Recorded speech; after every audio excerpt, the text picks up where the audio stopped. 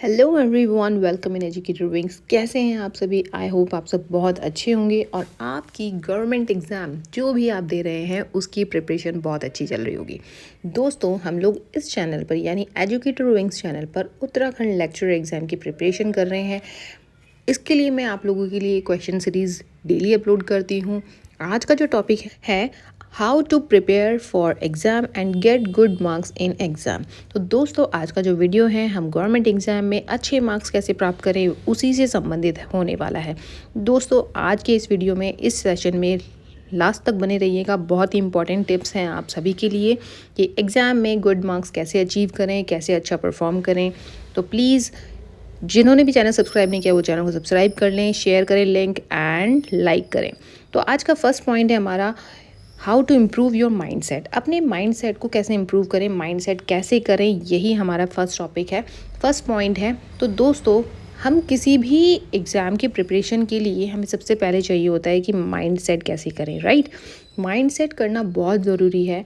अगर हम government exam की प्रिपरेशन कर रहे हैं तो हमें सबसे पहले चाहिए माइंडसेट करना, है ना। अपने मन मस्तिष्क दिल दिमाग को अच्छे से समझाओ कि हाँ, हमें इस एग्ज़ाम की प्रिपरेशन करनी और इसमें अच्छा परफॉर्म करना है। अगर आपके मन में 1% भी डाउट आता है कि मुझसे ये नहीं होगा तो आपसे डेफिनेटली वो एग्ज़ाम कभी क्वालिफाई नहीं होगा, राइट।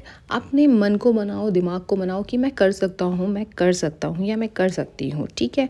जब तक आपके दिल में दिमाग में ऐसी फीलिंग्स नहीं आएगी कि हाँ, मैं इस चीज़ को अचीव कर सकती हूँ, मैं ज़रूर करूँगी, ठीक है, या करूँगा, तो आप डेफिनेटली क्वालिफाई होंगे, राइट। तो माइंडसेट इसी को कहा जाता है।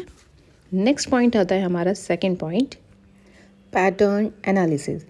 पैटर्न एनालिसिस में हमें क्या करना है? सबसे पहले आप जिस भी एग्ज़ाम की प्रिपरेशन कर रहे हैं उसका सिलेबस अच्छे से समझो, अच्छे से पढ़ो, उसको समझो। ऐसा नहीं कि हम लोग सिलेबस देख लिया बस उसी के अकॉर्डिंग हम लोग पढ़े जा रहे हैं, ऐसा वैसा पढ़े जा रहे हैं, ठीक है, सब कुछ पढ़ लिया और उसमें से कुछ आया नहीं। ये चीज़ हमें नहीं करनी है, ठीक है। सिलेबस में जो टॉपिक दिए हुए हैं उसी पर हमें काम करना है।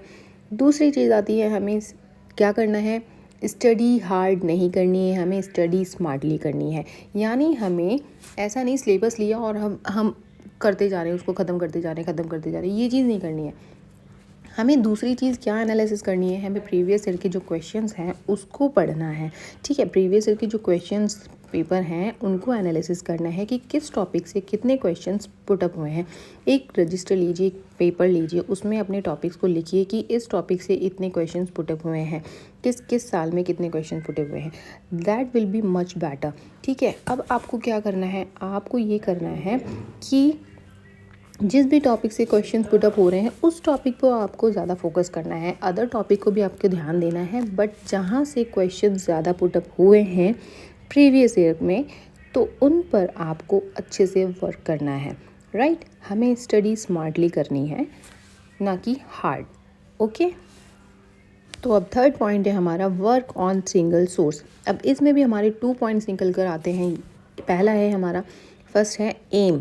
हमें एक ही एम पर फोकस करना है। ऐसे नहीं हम दो या तीन चीज़ों पर काम कर रहे हैं, ये चीज़ नहीं करनी है। एक एम डिसाइड करना है, उसी पर हमें वर्क करना है, ओके।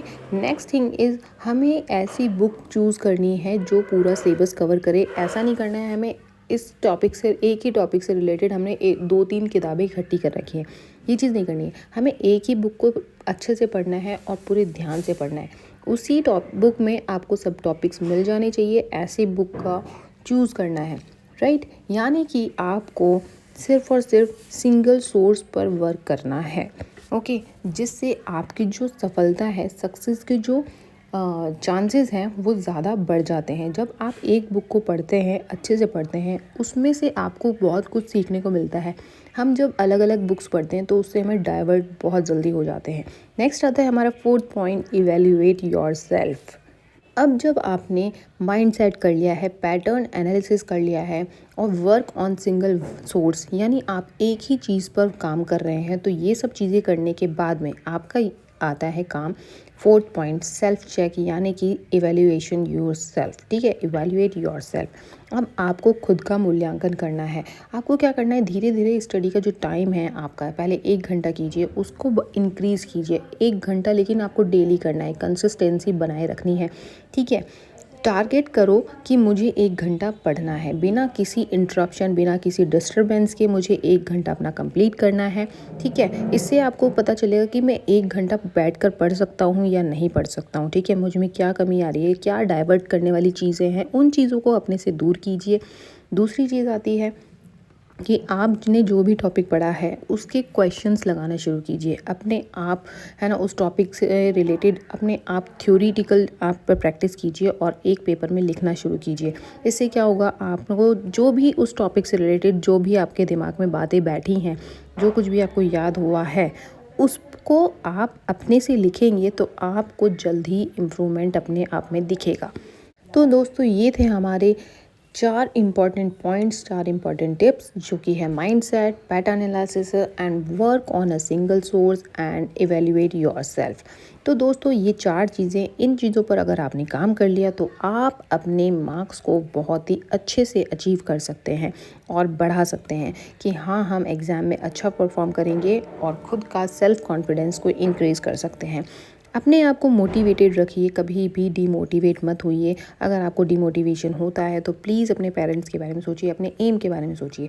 ठीक है, इससे आपको मोटिवेशन मिलेगा और अपने एम को हमेशा याद रखिए कि मुझे ये एम अपना अचीव करना ही है। जिससे आपको क्या होएगा कि आप अपने वर्क के लिए कंटिन्यूअसली लगे रहेंगे।